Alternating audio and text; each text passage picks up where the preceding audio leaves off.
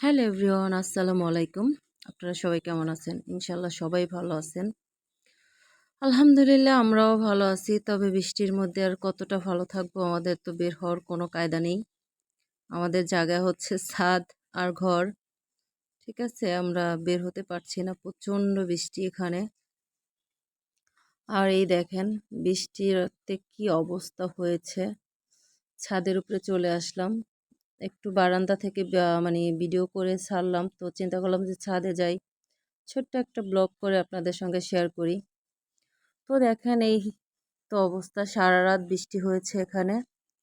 বৃষ্টি হওয়ার পরে এই যে বাতাসে ড্রাগন ফুলগুলোকে মানে একদম কি অবস্থা করে দিয়েছে। আর আমার খুব ইচ্ছা ছিল আমি ড্রাগন ফুলগুলো নিয়ে একটা ভিডিও করব, কিন্তু সেটা তো আর করা হলো না। তার আগে একদম মানে বৃষ্টি এসে একদম সব এলোমেলো করে দিছে। আর ওই দেখেন আমাদের বাসার সামনে রাস্তায় প্রচুর পরিমাণ পানি, চারদিকে পানি উঠে গেছে। তো অবশ্যই পানিগুলো স্থায়ী না, অস্থায়ী।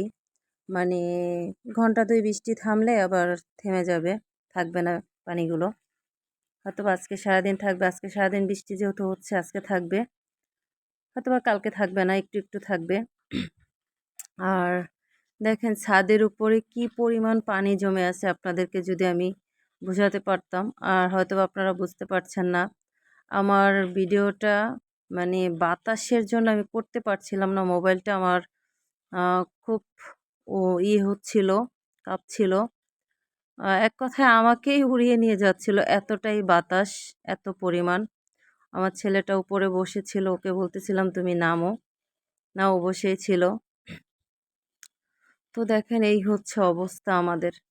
আপনাদের কি অবস্থা, কার এলাকায় কি অবস্থা সেটা আমাদেরকে একটু জানান, কমেন্টে জানাবেন অবশ্যই। আর আমার ভিডিওগুলো যদি ভালো লাগে অবশ্যই আপনারা লাইক কমেন্ট শেয়ার করুন, আমাকে ভালোবেসে আমার পাশে থাকবেন, এটাই আপনাদের কাছে আমার কামনা।